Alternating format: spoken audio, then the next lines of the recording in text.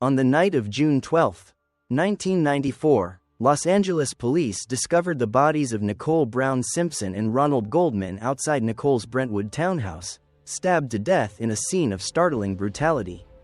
5 days later, America stopped to watch a white Ford Bronco roll down the freeway at a crawl.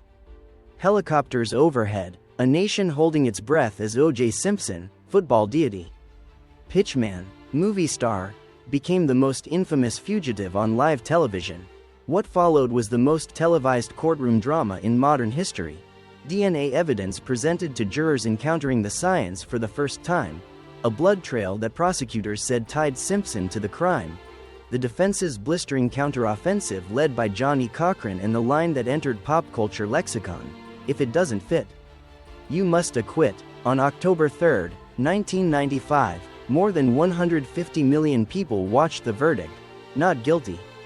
2 years later, a civil jury found him liable for the wrongful deaths and ordered $33.5 million in damages, fuel for a culture war that still hasn't cooled. Was this the triumph of reasonable doubt, or the failure of a system to deliver justice for the dead? And how did a hero become the face of the trial of the century? Orenthal James Simpson was born on July 9, 1947, in San Francisco, California, into a world far removed from the glamour and celebrity he would later inhabit. Known simply as O.J., he grew up in the Potrero Hill housing projects, an environment marked by poverty, instability, and limited opportunity.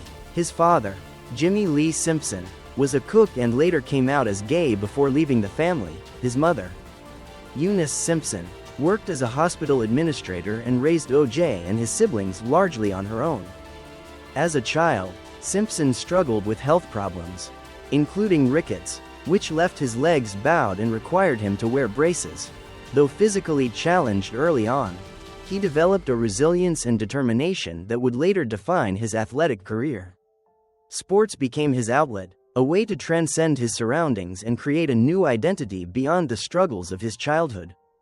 At Galileo High School in San Francisco, O.J. began to show flashes of his athletic potential. Football became his sanctuary, and despite academic struggles and brushes with delinquency, he found purpose on the field. His natural speed and agility set him apart, and mentors encouraged him to channel his energy into athletics as a path forward. The turbulence of his early family life, an absent father, financial hardship, and a neighborhood plagued by crime, created in O.J. both a hunger for success and a deep need for public approval. Friends from his youth recalled his charisma even then, noting how he seemed destined for the spotlight. By the time he was a teenager, Simpson's story had shifted from that of a troubled kid in public housing to a rising athlete with the potential to escape his circumstances.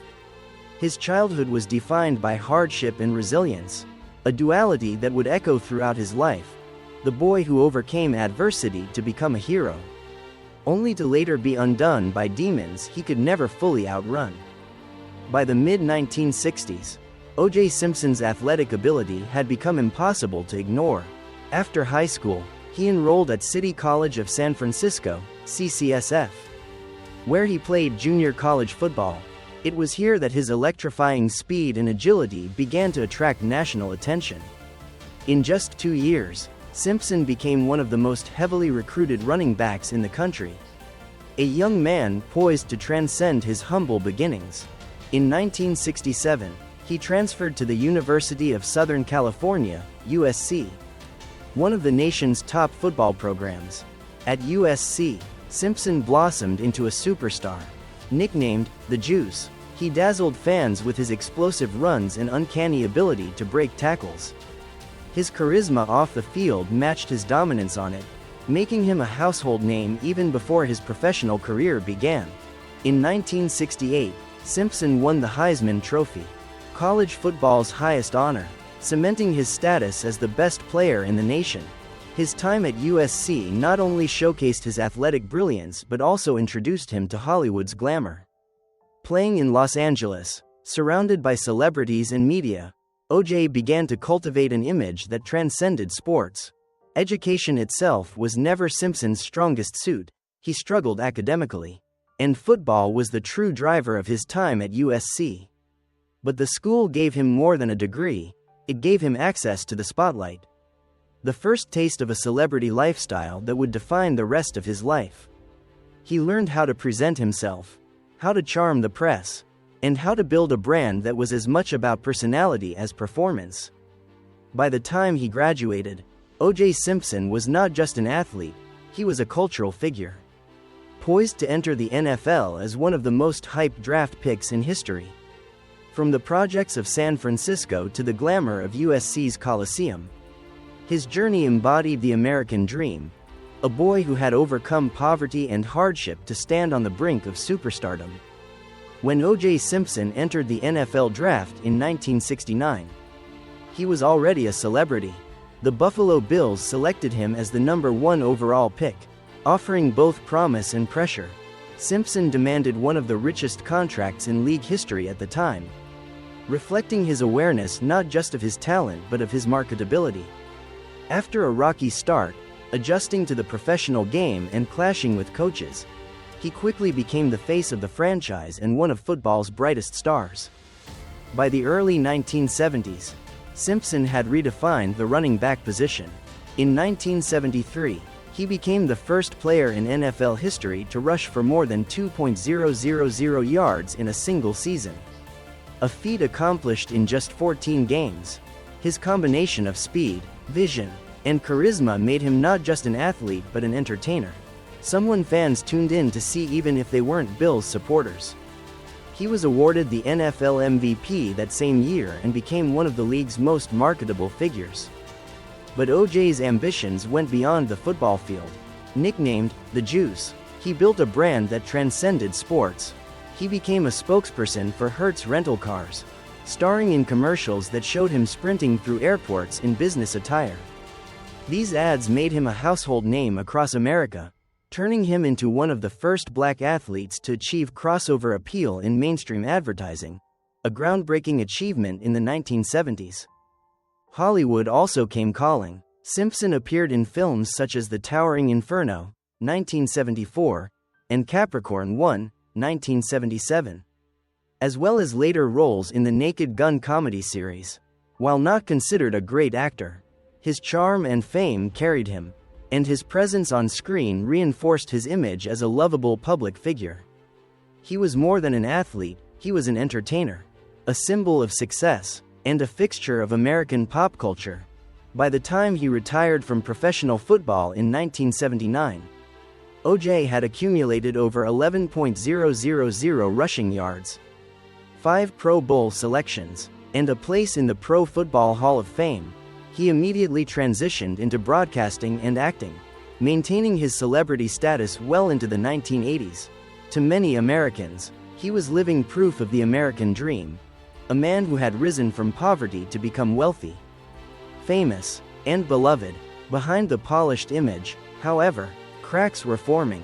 O.J.'s personal life, particularly his tumultuous relationship with Nicole Brown, was marred by allegations of abuse and volatility. Even as his public persona remained that of a smiling, charismatic icon, the same charm that made him a star also masked a darker side. By the early 1990s, Simpson was no longer just a retired athlete, he was a full-fledged celebrity brand. Yet the very visibility and fame that had made him untouchable would ensure that when scandal struck, it would become the most publicized criminal case in modern American history. O.J. Simpson's public life often radiated glamour, but his private relationships told a more troubling story. His first marriage was to Marguerite Whitley in 1967. Just as his college football career was taking off, they had 3 children together, Arnell, Jason, and Aaron. The marriage, however, was strained by Simpson's rising fame and infidelity.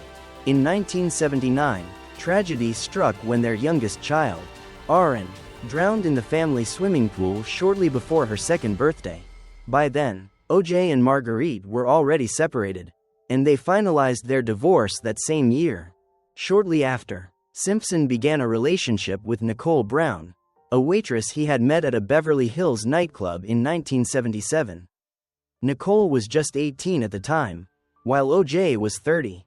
Married, And already a superstar, their romance quickly escalated, and after his divorce, O.J. and Nicole married in 1985. The couple had 2 children, Sydney and Justin, and from the outside, they appeared to be the embodiment of Hollywood success, a former football hero and his beautiful young wife. Living in Brentwood luxury, behind closed doors, however, the marriage was volatile. Friends, neighbors, and eventually the police documented repeated incidents of domestic violence. Nicole called 911 multiple times, reporting beatings and threats. In one infamous call, she pleaded with police, saying O.J. was going to kill her. While Simpson often denied or downplayed these accusations, the evidence painted a consistent picture of abuse. The cycle of violence and reconciliation continued for years. Nicole filed for divorce in 1992, citing irreconcilable differences, but their relationship remained complicated. Even after the divorce, they were often seen together, vacationing, dining, or attending events, fueling speculation about whether they might reconcile. Nicole confided to friends that she feared Simpson's temper and possessiveness.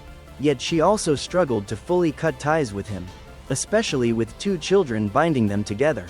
O.J.'s charm and celebrity status often shielded him from consequences. Police responding to domestic calls were reluctant to arrest a football legend. The media, too, largely ignored these incidents, preferring to portray him as a charismatic icon. Nicole, meanwhile, tried to build an independent life but found herself trapped in a cycle of intimidation and control. By the early 1990s, cracks in Simpson's public image were widening. While he still enjoyed celebrity status, whispers of his darker side began to circulate more widely. Nicole documented her fears in journals, detailing years of abuse and her belief that O.J. would one day make good on his threats. Theirs was a marriage that encapsulated the contradictions of Simpson's life: adored in public, dangerous in private, a hero to millions, but a source of terror to the woman closest to him. When Nicole and her friend Ronald Goldman were murdered in 1994, the history of abuse became a central narrative in what would become the trial of the century. What had once been framed as a fairy tale romance between an NFL superstar and a beautiful young woman was now re-examined as a cautionary tale of power, violence, and denial. And in the tragedy of Nicole Brown Simpson, the world began to see the darker truths behind O.J.'s carefully maintained facade. On the night of June 12, 1994, Nicole Brown Simpson and her friend Ronald Goldman were found brutally murdered outside Nicole's Brentwood townhouse. The crime scene was gruesome, Nicole nearly decapitated, Goldman stabbed multiple times. Within hours, suspicion fell on Nicole's ex-husband, O.J. Simpson. Detectives discovered a trail of blood evidence, drops leading from the crime scene to O.J.'s estate, a bloody glove found behind his guest house, and Simpson's own cuts on his hands. DNA analysis, still relatively new to the courtroom, matched blood samples from Simpson with those at the crime scene. Prosecutors believed they had an airtight case. On June 17, 1994, when Simpson was supposed to surrender to police, he fled. The world watched in disbelief as a white Ford Bronco, driven by his friend Al Cowlings, crawled down Los Angeles freeways with O.J. in the backseat holding a gun to his head.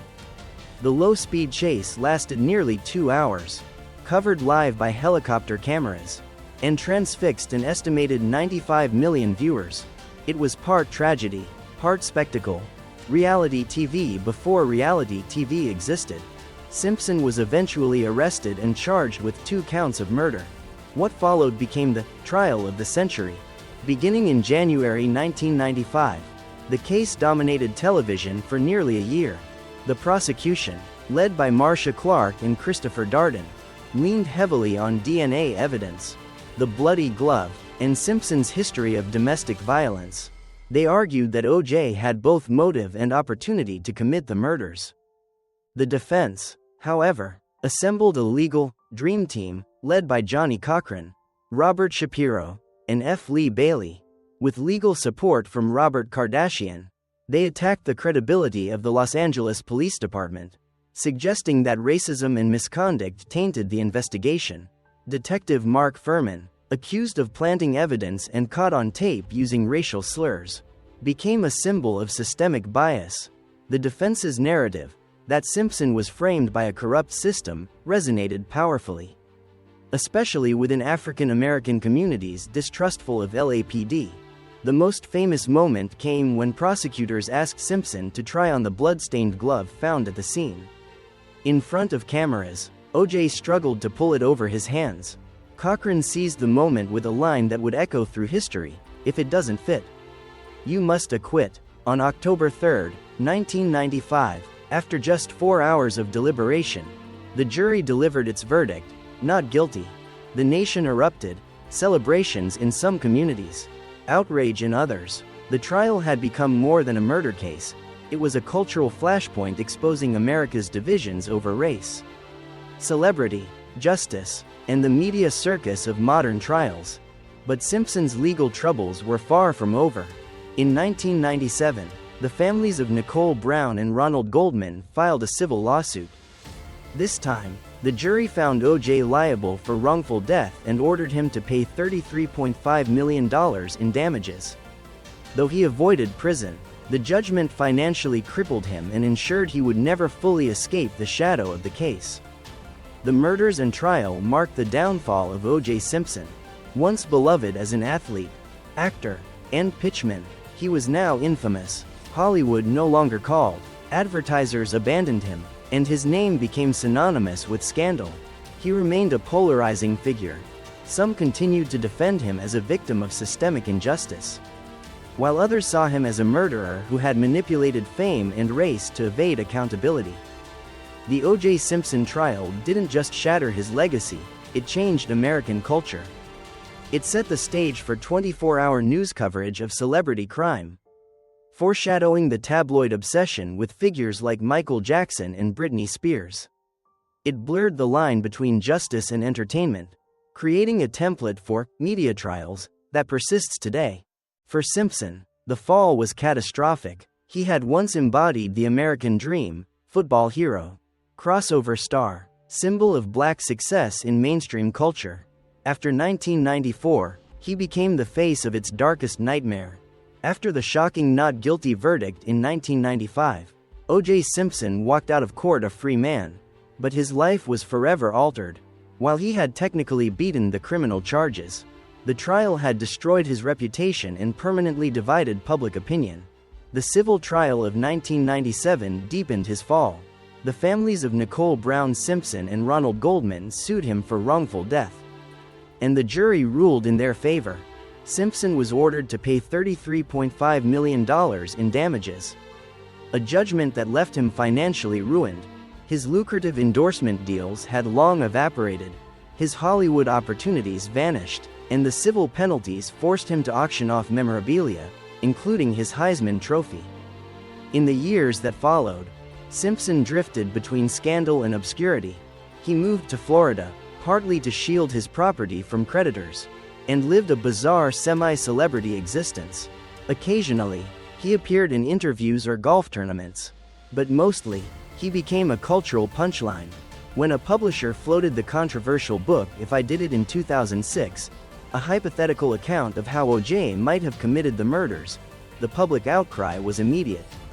Critics accused him of exploiting tragedy for profit, and the project was cancelled before later being released with proceeds directed to the Goldman family. Then came the incident that would send Simpson to prison for real. On September 13, 2007, in Las Vegas, O.J. and a group of associates entered a hotel room at the Palace Station Casino to recover sports memorabilia he claimed had been stolen from him. The confrontation turned violent, with guns brandished and threats made.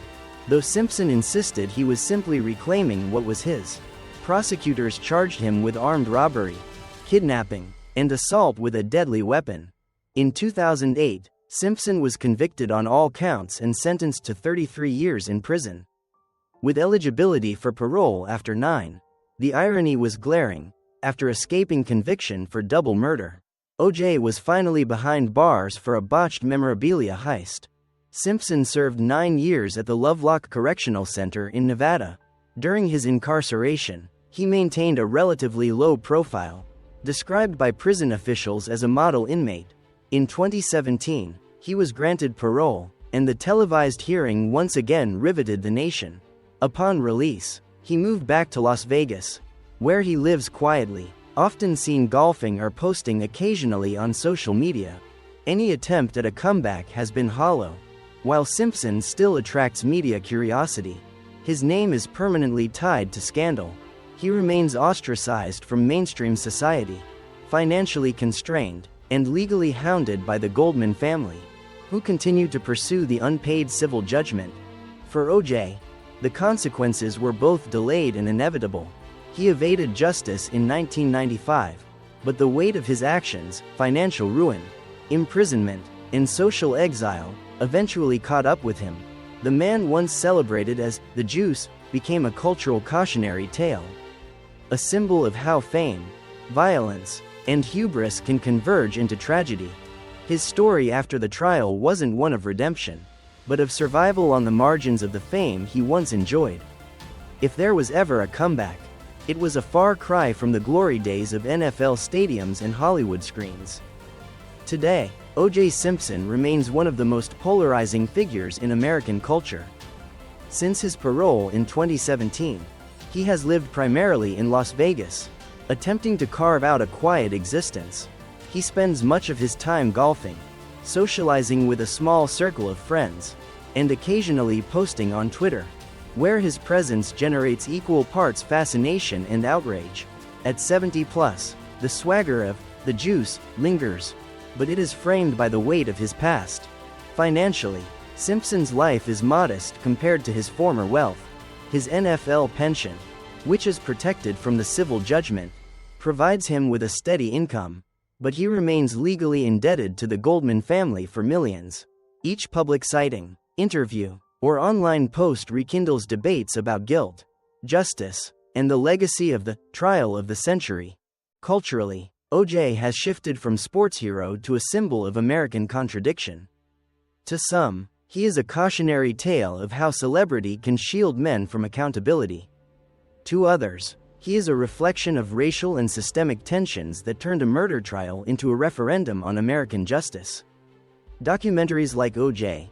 Made in America, 2016, and dramatizations such as The People vs. O.J. Simpson, 2016, have ensured that his story continues to be dissected, reinterpreted, and debated by new generations. In private moments, Simpson insists he wants only peace, claiming he avoids discussing the past, yet his very existence is a reminder of it.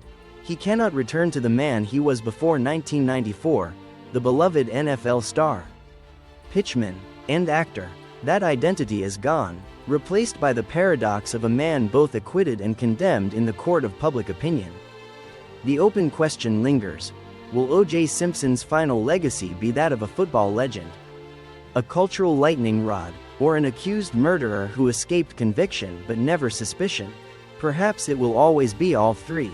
His story does not conclude neatly, it hovers unresolved, forcing America to wrestle with the uneasy intersection of fame, race, violence, and justice.